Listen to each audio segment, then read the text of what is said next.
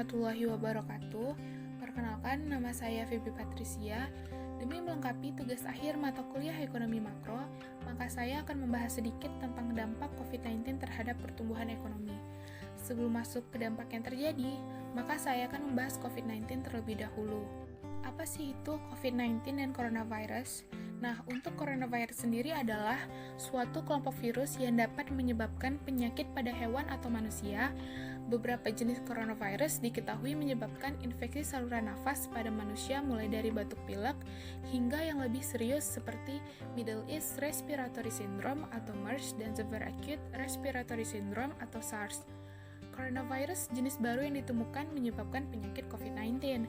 Nah, apa sih COVID-19?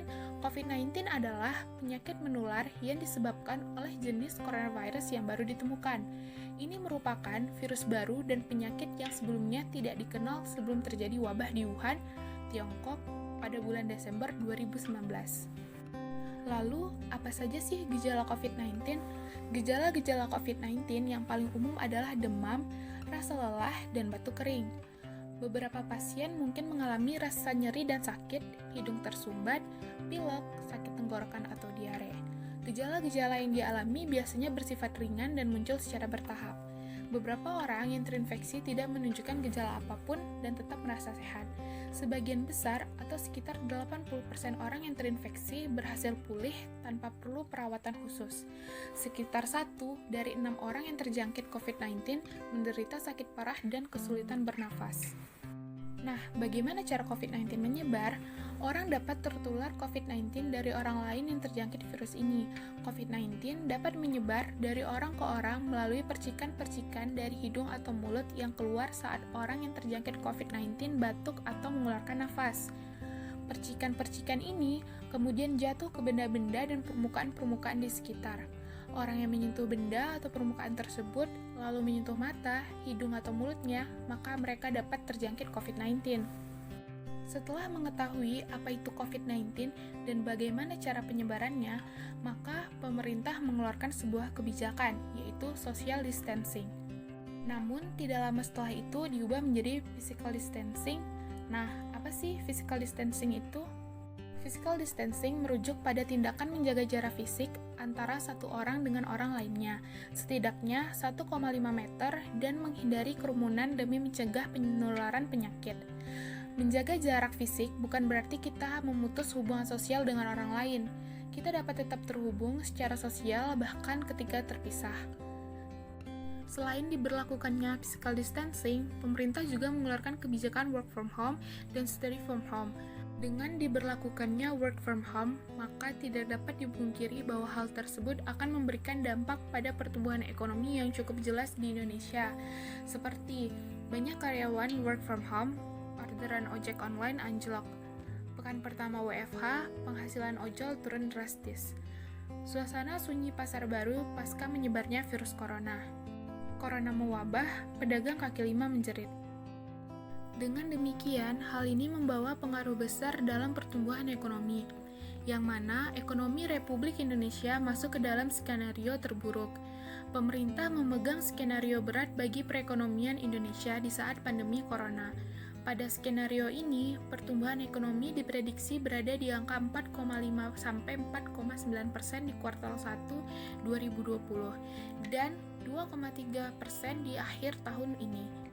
Namun, prediksi tersebut gagal lantaran Badan Pusat Statistik atau BPS mengumumkan realisasi pertumbuhan ekonomi Indonesia sebesar 2,97% di kuartal 1 2020.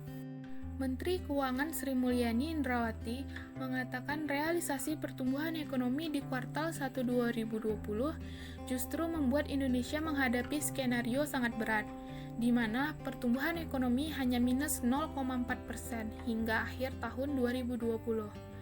Kondisi sekarang ini akan berimbas pada menurunnya konsumsi rumah tangga yang diperkirakan 3,2% hingga 1,2%. Lebih dari itu, investasi pun akan merosot tajam. Pada saat raker dengan Komisi 11 DPR di Jakarta hari Rabu tanggal 6 bulan 5 2020, Sri Mulyani mengatakan kalau dilihat dari pertumbuhan 2,97% di kuartal 1, Yang nampak sangat besar dari sisi demand adalah konsumsi turun sangat besar. Biasanya tumbuh di atas 5%. Sekarang hanya 2,84%. Ini masih angka kuartal 1 di mana sebenarnya PSBB baru diberlakukan Maret. Laju ekonomi nasional masuk dalam skenario sangat besar lantaran pemerintah akan menerapkan PSBB lebih luas lagi di luar Jabodetabek. Ilustrasi yang kita hadapi dalam melihat ekonomi kita di kuartal 2 dan kemungkinan berlanjut di kuartal 3, sehingga kemungkinan masuk skenario sangat berat mungkin terjadi dari 2,3% menjadi minus 0,4%. Jelasnya, pelaksanaan PSBB terbukti menjadi salah satu penyebab menurunnya tingkat konsumsi rumah tangga atau daya beli masyarakat di kuartal 1 2020. Skenario sangat berat ini jika di semester 2 ekonomi nasional belum pulih atau masih terdampak COVID-19 dan penerapan PSBB tidak terbukti memutus rantai penularan. Daya beli masyarakat atau tingkat konsumsi rumah tangga di Indonesia hanya tumbuh 2,84% pada kuartal 1 2020. Angka tersebut melambat dibandingkan kuartal 4 2020 yang sebesar 5,02%.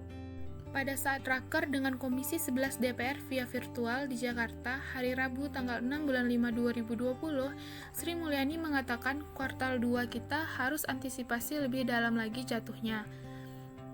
Potensi pelemahan daya beli pada kuartal 2 2020, kata Sri Mulyani, dikarenakan kebijakan pembatasan sosial berskala besar atau PSBB semakin luas dan tidak seperti pada kuartal sebelumnya yang hanya berlaku di Jabodetabek. Menurut dia, PSBB yang berlaku di Jabodetabek saja sudah membuat daya beli masyarakat merosot tajam. Sri Mulyani menjelaskan andil tingkat konsumsi rumah tangga terhadap pertumbuhan ekonomi sekitar 9.000 triliun rupiah atau 56%, di mana sekitar 5.000 triliun berasal dari Pulau Jawa. Oleh karena itu, pemerintah mengeluarkan serangkaian stimulus di sisi fiskal dan non-fiskal untuk menjaga ketahanan sektor real dan daya beli masyarakat. Di sektor fiskal, pemerintah memberlakukan pembebasan sementara pajak penghasilan, baik untuk pajak penghasilan pekerja maupun pajak penghasilan bagi korporasi.